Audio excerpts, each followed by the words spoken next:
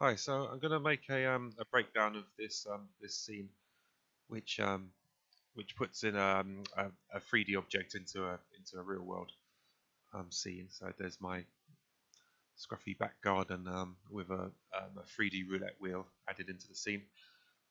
Um, so I've got a tree over here that sort of has my footage, and then there's a multi-pass EXR um, Maya render there of the roulette wheel. So that's then shuffling out a diffuse layer which goes on first. So there's a diffuse layer. So we'll sort of show the clean plate with some labels as well to show the different layers, and then we'll label the diffuse pass being added. Then we'll see the shadows being added.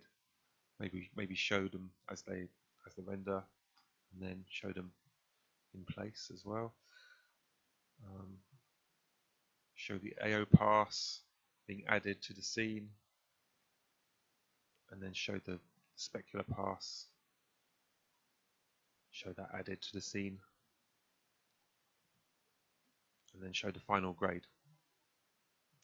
So it's quite a simple breakdown really, but it will show the 3D elements and the footage elements as separate parts, so we can see how we combine them together and give you an idea of how to make a breakdown.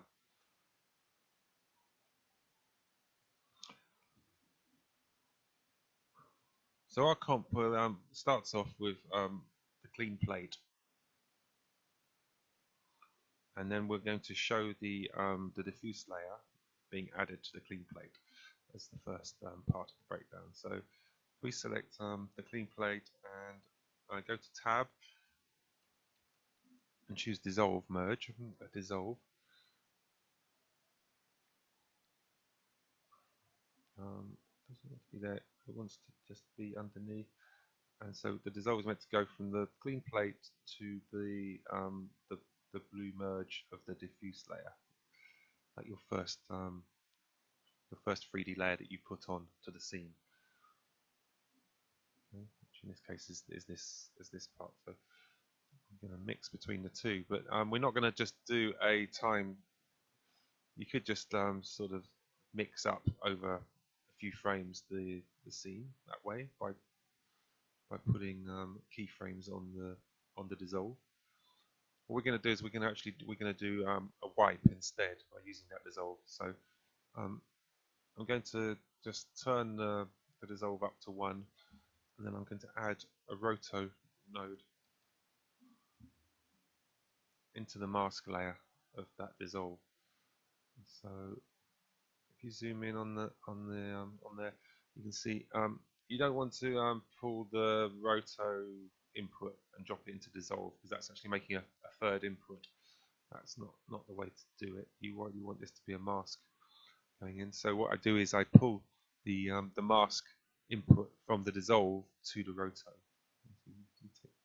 This one here, take it to the roto, plug it in, and now that you can see it says mask on the line. That means this is a mask input, a mask input coming from the roto. And then this roto is just going to be a simple rectangle in this case, although you could do different shapes. I'm just going to make a rectangle of the whole picture. Okay, and that masks it all off. And I'm going to go forward in time. So I'm going to show the clean plate for, say, first 30 frames.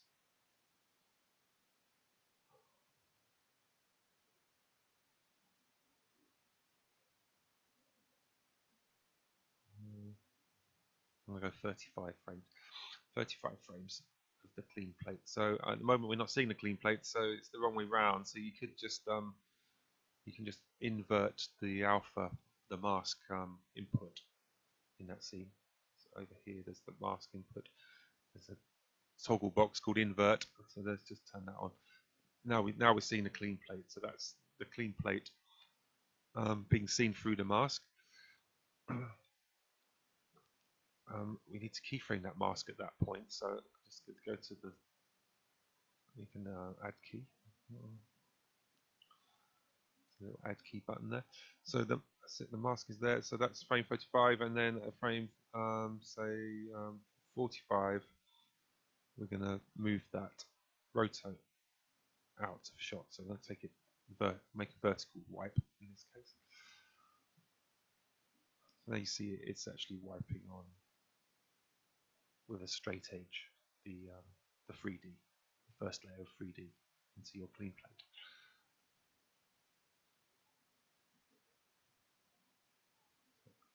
Clean plate for 35 frames, and then this wipe brings on the 3D layer, first 3D layer. Okay, so we're going to do the same thing again with the next layer down. So we get a tab a dissolve, plug it into the previous dissolve, plug the other end into the next layer of the render. Now the shadow layer, I'm just jumping between the diffuse layer and the shadow being added. It's very subtle, so we're possibly not going to see that if we did a wipe between them. So it might be better in this case to show the actual shadow pass being wiped over the image. So we'll take the input to that instead in this case. Okay. So we sort of see the actual shadow render rather than the subtle effects of the shadow being added. So do the same thing again. We get a roto node and plugging that in by pulling from the dissolve to the roto, the dissolve mask layer to the roto. Put that mask. We'll make the same shape again, a rectangle.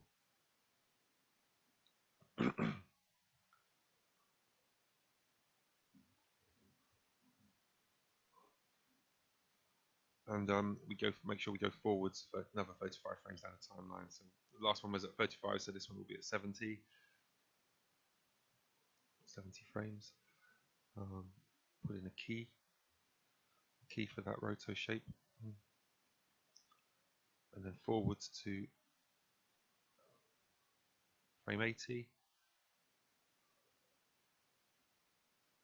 And we move the shape up.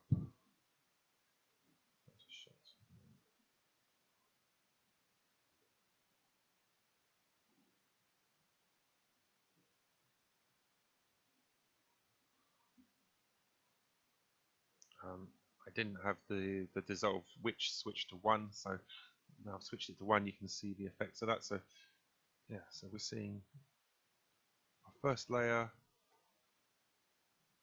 and then it should wipe to the shadow pass. So that's a bit more interesting looking. You can certainly see the difference there.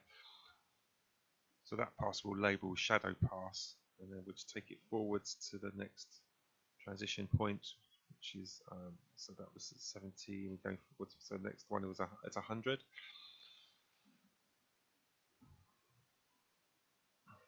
Put in another dissolve.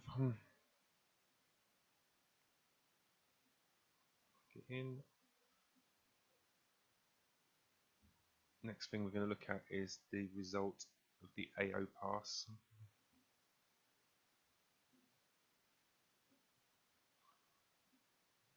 So this merge that we're going to dissolve to is actually showing the result of the ambient occlusion and the shadow, which was in the one before it.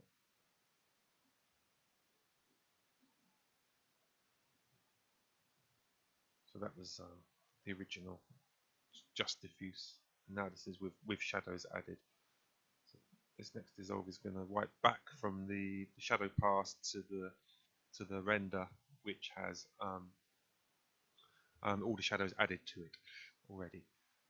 So again, make a roto node.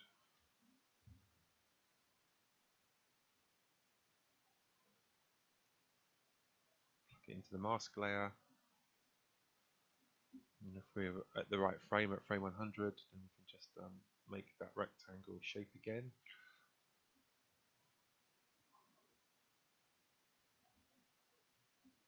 it automatically keys it if you're on the right frame at the right frame, so you don't need to add one. Move forwards 10.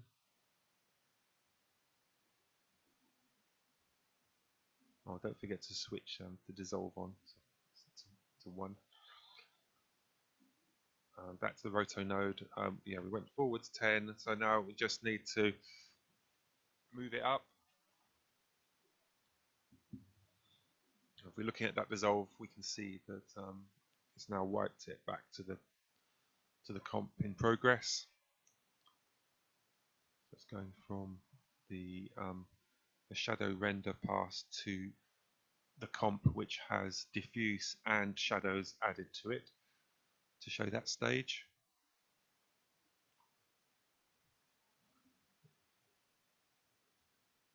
And you can see we've got a sort of a parallel branch of the comp running down the side of the main comp with the blue merges using these dissolves.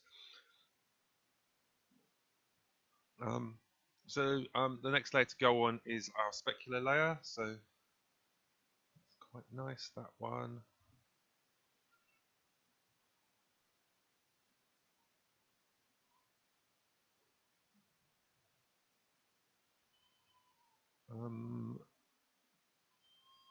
Will be at 1.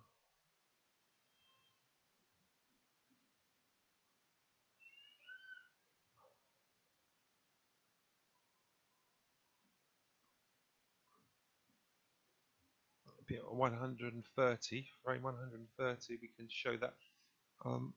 We do have time to show the actual specular render and the specular comp, I think, because we're only at 130 and we've got, well, my sequence is 200 frames long, so it might be worth showing both. So we'll put another dissolve in.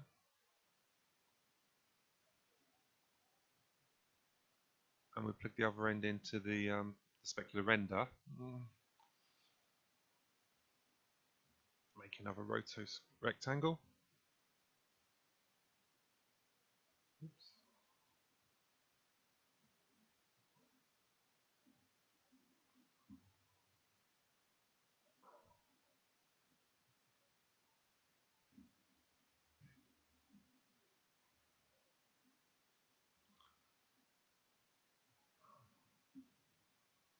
Right. So yeah, the rectangle's there. It's at frame 130. So moving forward to the 140.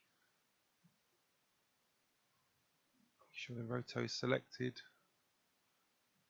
And out of shot. That's revealing the specular render.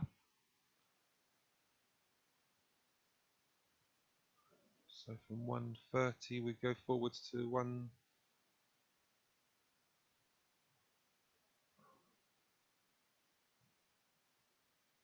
So 165.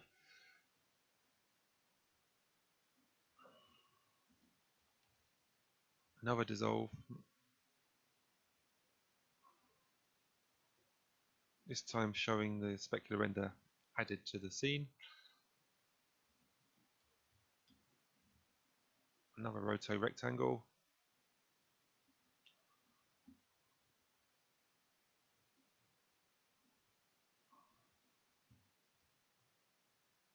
Viewing the output, switch the dissolve to 1. Select the roto shape.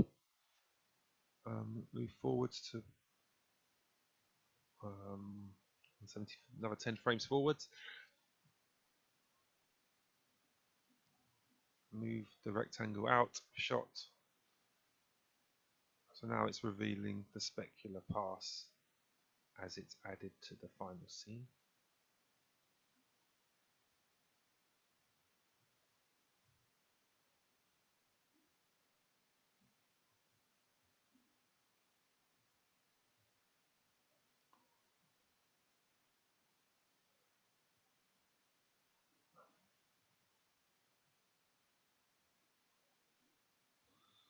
Actually, I'm going to just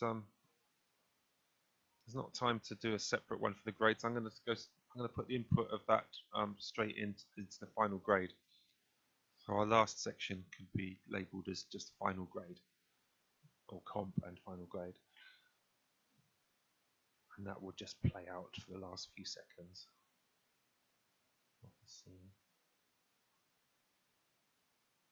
Yeah. Okay, so that's the breakdown, the image part of the breakdown set up. So if I'm just show some frames from the beginning, so we start with the clean plate for a while, then at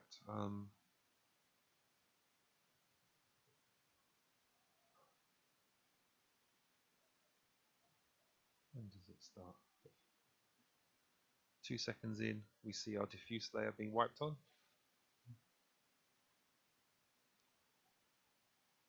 Yeah.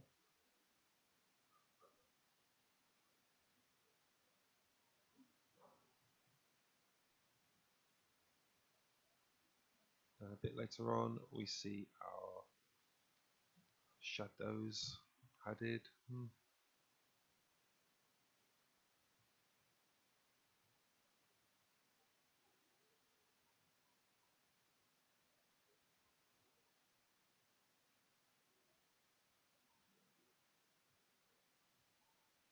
We see the ambient occlusion added.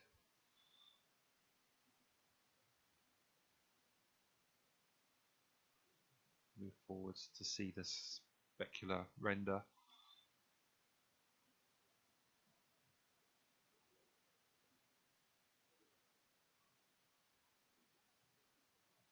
That moves forwards to reveal the specular added to the final comp and final grade. So that's the image part of it. So then what we need to do is label things so we can sort of you can explain what we're seeing each time. So the labeling just comes by it might be good if you made a note of your transition timings on a piece of paper, so you don't have to keep finding them every time. I think my first one is at 50, frame 50, yeah. So if you hit tab and find a text node, it's a node that will just put in some text there.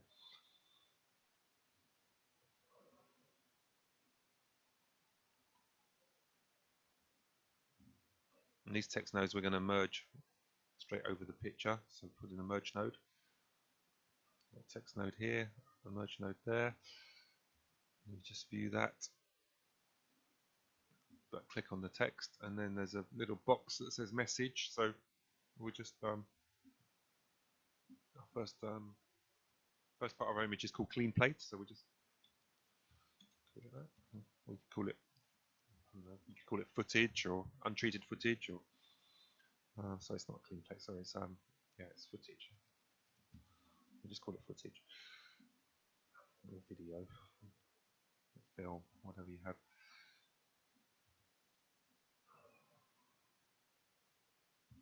Okay, so by default it puts it right up there in the top left corner. Returns and spaces. Oh, there's something. Yeah, that fence is quite good, showing that footage. Don't like that font, so maybe you can find a font that you prefer down here. There's lots of them if you have them loaded. I'll just put something simple like Verdana. So we're gonna just Control C, Control V to make a copy of that. If you go to the merge node and check the mix level, it should fade your footage on or off. Yeah, so you can animate that. So as we have clean plate footage for the first few seconds, I'm just going to leave that text on from the beginning, and from frame 35 I'm going to keyframe it, and then at 45 I'm going to pull the mix down to 0, so that puts a keyframe in there, so that fades that text off. So now we should see footage, and then from frame 35 it fades away and it's gone as the transitions begins there to the next level. I'm going to move forwards to 55 and we'll go to our next piece of text, the one we made a copy of.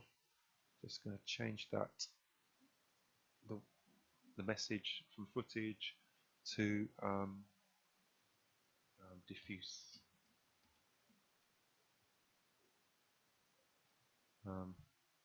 Diffuse 3D render.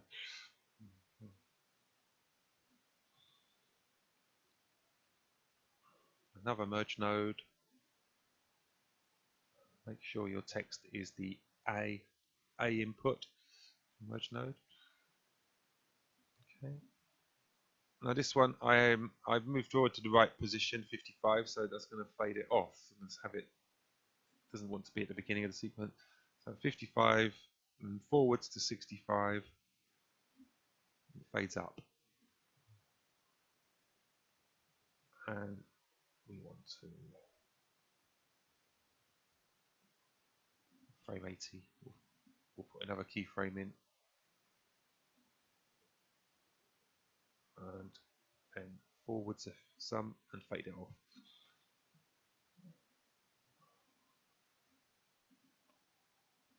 Okay. Copy the text down, make a new merge node. Text free, we change to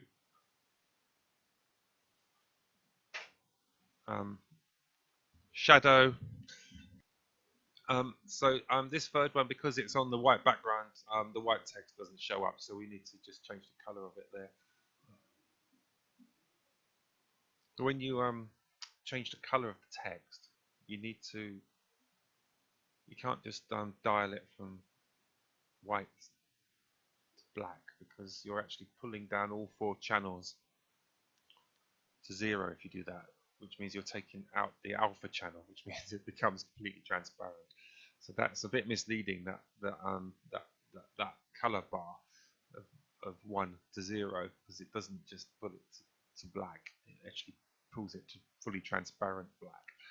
So you need to click on the 4 dots and make sure that the last one still says 1. So you've got an alpha channel there. So you've got RGB is 0, but alpha is 1 in that box, and then you'll see your text in black rather than white over the top of that. Okay, so the text is wrong. We just need, because we copied it, but this is so we can just call this our shadow. Oops, capitals, not good. Okay. That's our shadow render. Okay, make another merge node. Make another copy of the text. So this is still our white text that we're copying for our next layer. You just need to move down the timeline to when the shadows go and the next thing comes. So the next layer is actually showing the shadows still, but also with the ambient occlusion. So we're going to change the text to ambient occlusion.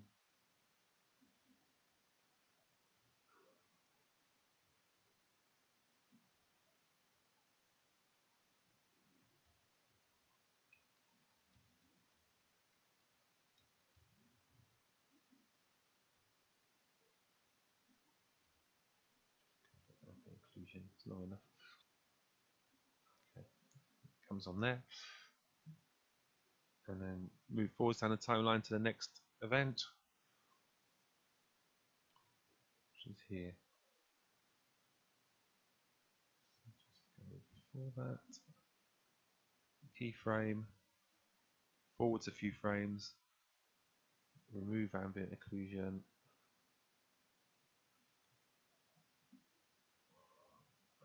another piece of text,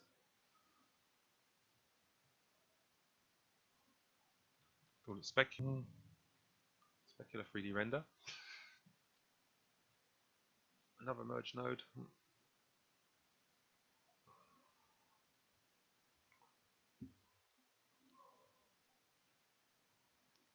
forwards a few frames and just viewing that one. Specular Render. Take it to 0, keyframe it. Take it forwards a few frames. Fade it up.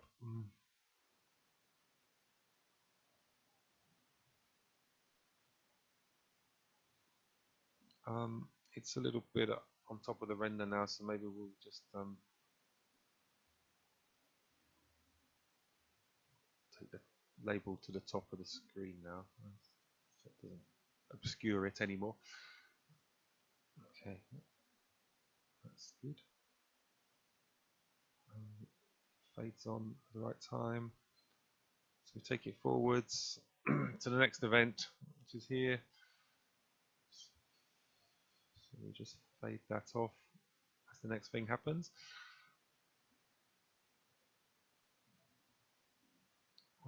One keyframe to hold it, and then forwards a few frames to fade it off to 0.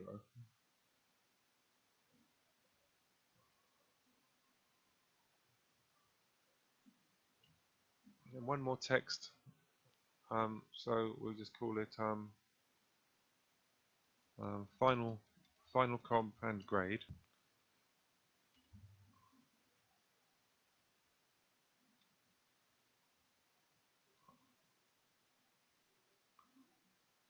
And we'll just merge that on at the end.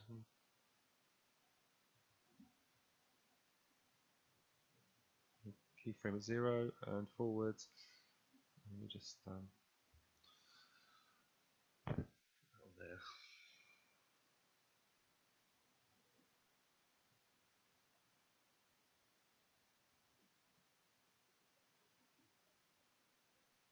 So now that should that should be a basic breakdown with labels. Just going to quickly render that out and we'll check it out. Looking at our final render here, just there may be a few things I would have done slightly differently. Possibly the footage text, all the text labels probably would have been better in a sort of subtitle position at the bottom in the middle. I think there's a motion blur toggle on the wipes for the roto rectangles going quite fast, and I think they might look quite good if they were slightly softened. You would a feather on the mask or the motion blur switched on. Okay, thanks. I hope that helps. That's how to make a basic breakdown. There are various other methods that you could add to that, but that's making just a basic breakdown showing various layers being put down over the top of your underlying footage. If there was other things like chroma key and things, they could be put in a similar way, where you can show the chroma key plates or other elements added. Just working the way down the tree, really showing one layer over the previous one in the best possible way to make it stand out and labelled up so that people can understand what they're looking at. Okay, thank you very much. Bye.